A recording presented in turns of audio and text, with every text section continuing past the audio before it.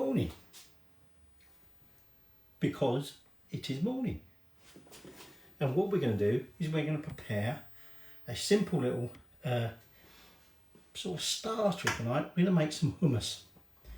We made some tahini previously, so I'm going to use some of that to make a hummus. Now, for that, you're going to need that tahini.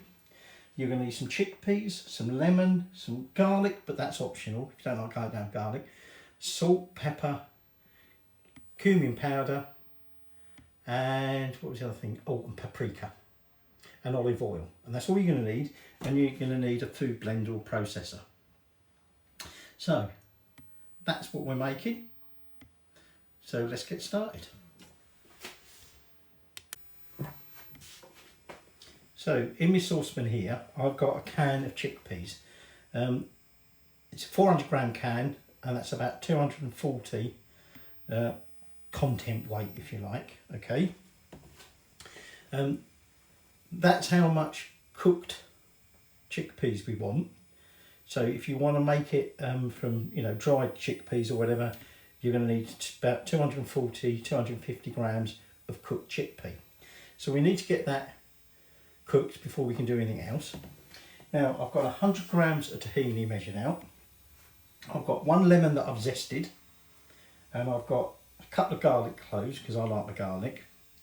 A teaspoon of salt, teaspoon of pepper, teaspoon of paprika, and a teaspoon of cumin powder, and then cumin powder. And then I've got up to 150 mils of olive oil, but we'll sort of, you know, if need be, we won't put all that in. It depends on how wet, if you like, we want a hummus. So that's what you're going to need. Nothing else I can do at the moment until them chickpeas are cooked. When the chickpeas are cooked, I'm going to drain them, but I'm going to keep back the water because it may be we'll add some of that if we find once we put all that oil in there it's still quite, you know, stiff, and we want to loosen it up a bit, so you don't throw that water away. So you go and have a break now while we wait for them. So I've taken the chickpeas off and draining them. Now we're going to let them cool for up to 5 minutes. We want them hot or warm at least when we blend them. So while they're just cooling down, remember I've saved the water. What we're going to do is we're going to add, I'm going to do juice of about half a lemon. Okay, we're going to keep the other half. Once we've blended everything and we taste it, we'll then decide if we want to add any more lemon juice. So that's the lemon juice and tahini. Okay, put that into the blender. Remember I said it's going to be about the juice of a lemon in total. We wanted 100 grams of tahini, teaspoon of salt, teaspoon of freshly ground black pepper, teaspoon of paprika, and about a teaspoon of freshly ground cumin. I'll put some lemon zest in there from 1 lemon and some garlic, and I'm going to put most of that oil in there. Again, I'm just going to keep a little bit of that back for now, and then we're going to tip in, you can see they're still hot, those chickpeas. And now what we're going to do is we're now just going to blend them into a nice smooth paste, if you like.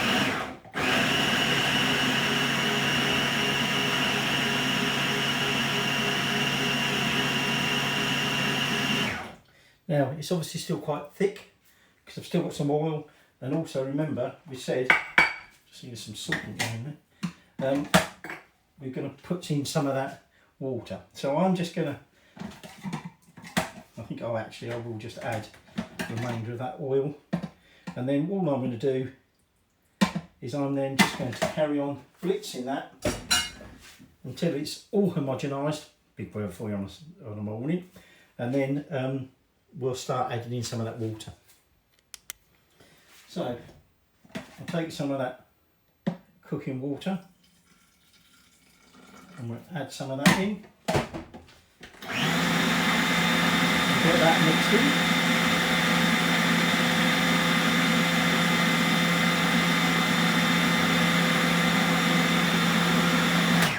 Now I might just have to give it a little bit of a scrape down the sides and then just give it a final mix, and then we'll do a little bit of tasting and see whether we want to get any more lemon in there or whether we want to water it down a little bit more.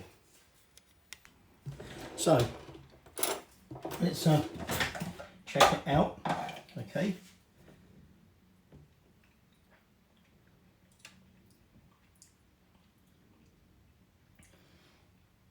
Very peppery.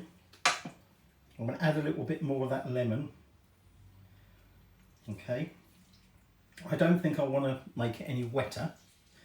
Okay. So let's just blitz that in for a bit.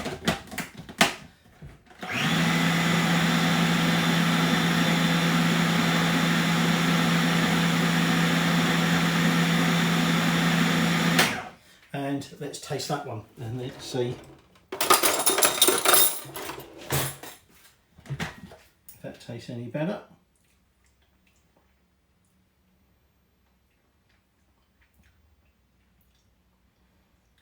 I might squeeze that last remaining lemon juice in there. Equally, I can see a lump of lemon zest there, so I'll blitz it a bit further. It's quite peppery.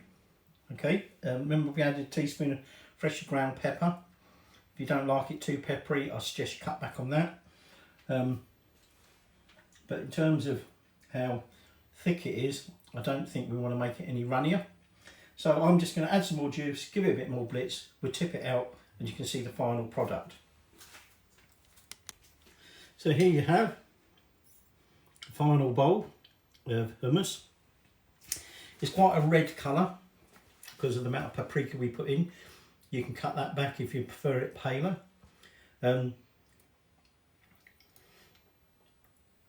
It's slightly sort of almost, you know, like nutty texture, which is nice. Definitely needed that extra little bit of lemon. But let's do a final taste.